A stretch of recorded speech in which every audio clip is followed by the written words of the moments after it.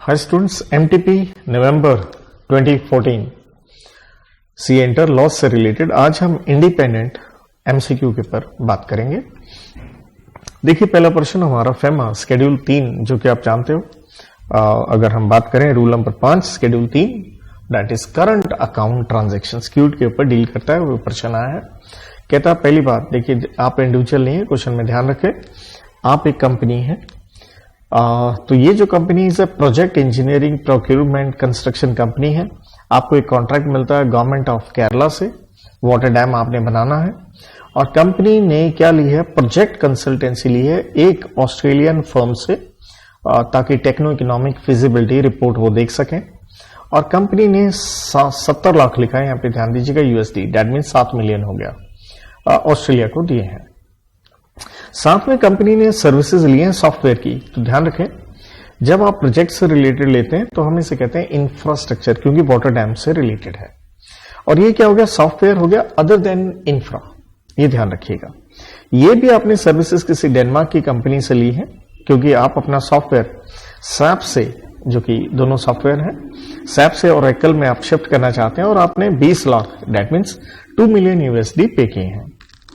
कहता बताइए कौन सी ऑप्शन इनमें से सही रहेगी। देखिए, पहली बात आपको पता होना चाहिए, अगर आप इंडिविजुअल नहीं है, राइट, सबसे पहले ये ध्यान रखिए, persons other than resident individual. बिना आरबीआई से पूछे आप कंसल्टेंसी के लिए पैसा दे सकते हैं, इंफ्रा के लिए 10 मिलियन तक, आरबीआई से नहीं पूछना। लेकिन अगर अदर प्रोजेक्ट्स हैं like software other than infra कह लीजिए, तो बिना आरबीआई से पूछे आप 1 मिलियन पर प्रोजेक्ट दे सकते हैं। तो आपने क्वेश्चन में देखा कि 7 मिलियन था इंफ्रा वाला, वाटर डैम वाला, वो तो ओके हो जाएगा बिना आरबीआई से पूछे।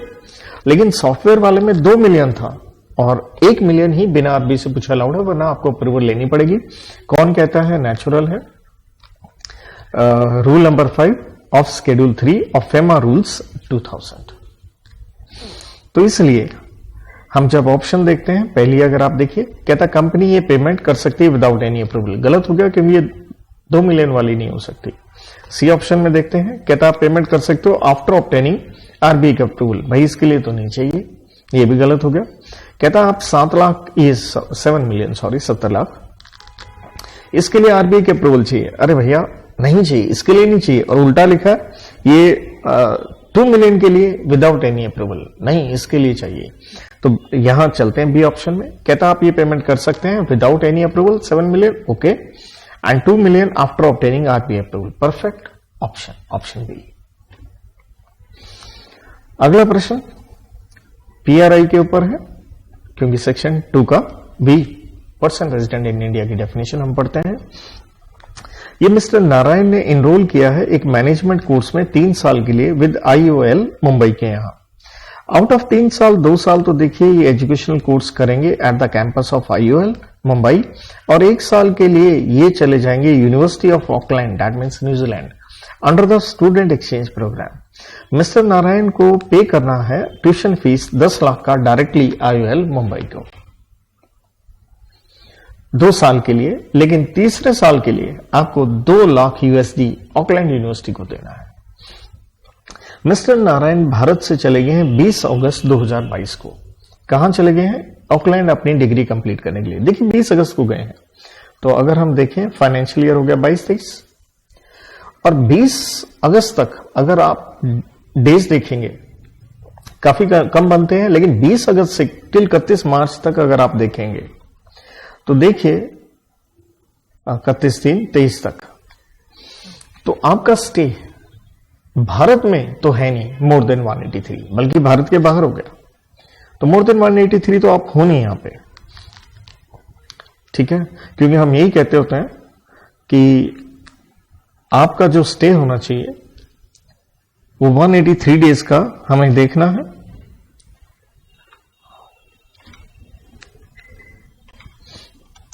तो ध्यान दीजिएगा, मोर देन 182 बोलने में मेरे से कुछ 183, मतलब कम से कम हमें इस तरह से लेके चलना होता है, कम से कम 183 डेज हो अंडर सेक्शन 2 का बी में, राइट।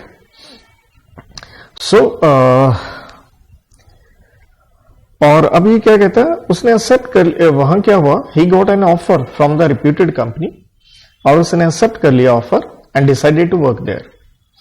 1 सितंबर 23 को, तो 1 सितंबर 23 को क्या हुआ, वो भारत में आता है 30 दिन के लिए, और 1 अक्टूबर को चला जाता है to carry on his employment.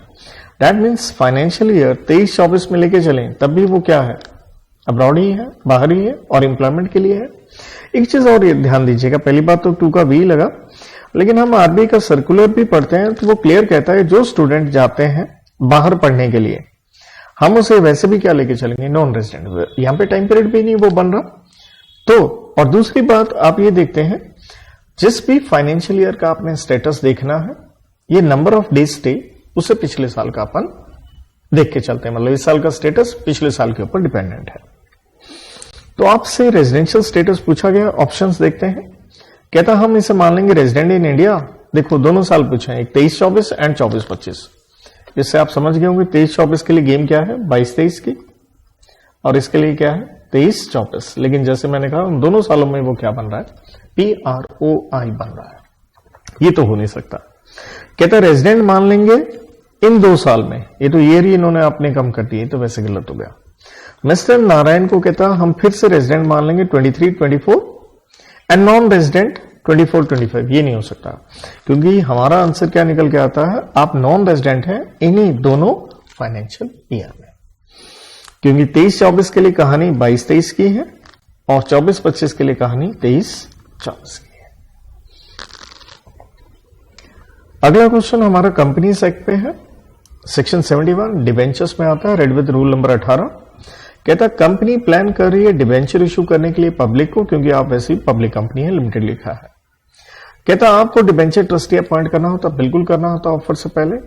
कहता कंपनी कुछ इंडिविजुअल डिसाइड कर रही है, जैसे मिस्टर शर्मा जी जो कि कंपनी के थोड़े से शेयर लेके बैठे हुए हैं, बन नहीं सकता। यही हम पढ़ते हैं रूल नंबर 18 के 2 में, बेनिफिशियल शेयर होल्डर नहीं बन सकता। मिस्टर कपूर जिन्होंने कंपनी को 5,000 रुपए दे रखे हैं, लेंडर है, तो हमने ये भी कहा था पर्सन जो कि बेनिफिशियली इंटाइटल्ड टू मनी है, नहीं बन सकता क्रेडिटर। वर्मा जी जिन्होंने गारंटी दे रखी है for the repayment of debenture, तो हमने ये भी पढ़ते हैं गारंटर भी नहीं बन सकता। तो अब क्वेश्चन पूछा है, who among the following is eligible to be appointed as trustee. तो यारो ये शर्मा कपूर वर्मा ये तीनों तो नहीं बन सकते, तो ऑप्शन डी ही बची, none of are eligible to be appointed. Logic और रीजनिंग मैंने दे दी। Next question, again companies act section 87 charges का चैप्टर आप समझ गए, रेड विद रूल नंबर 12 पे है। कहता आप एक पब्लिक कंपनी है, आपने चार्ज क्रिएट किया है LKG बैंक के लिए और रजिस्ट्रेशन कराई है, बढ़िया भैया 77 में। फ्यू मंथ्स लेटर बैंक ने आपकी फैसिलिटी इनहांस कर दी 40 करोड़ से, लेकिन ड्यू टू एन ओवरसाइट आप थोड़ा भूल गए और आपने रजिस्टर नहीं करवाया, क्योंकि मॉडिफिकेशन होगी अंडर सेक्शन 79 और 77 का कंप्लायंस दोबारा करना आपको पड़ता है। Company has now realize this error and is concern about potential impact. तो कहता बताइए क्या स्टेप्स कंपनी ले to correct the situation of unregistered modification.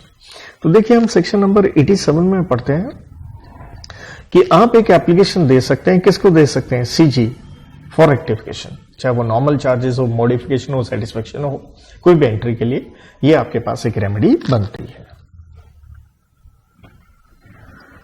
तो ये हमारे इंडिपेंडेंट MCQ थे।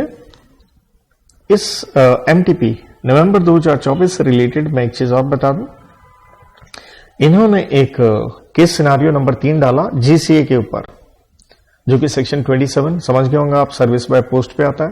ये सेम MTP अगस्त 2024 का है, तो ये मैंने पहले ही डिस्कस किया हुआ है, तो इसके ऊपर मैं ऐसा चाहूंगा नहीं, कॉपी पेस्ट है, कुछ भी उन्होंने नहीं किया इसके अंदर। Right, thank you.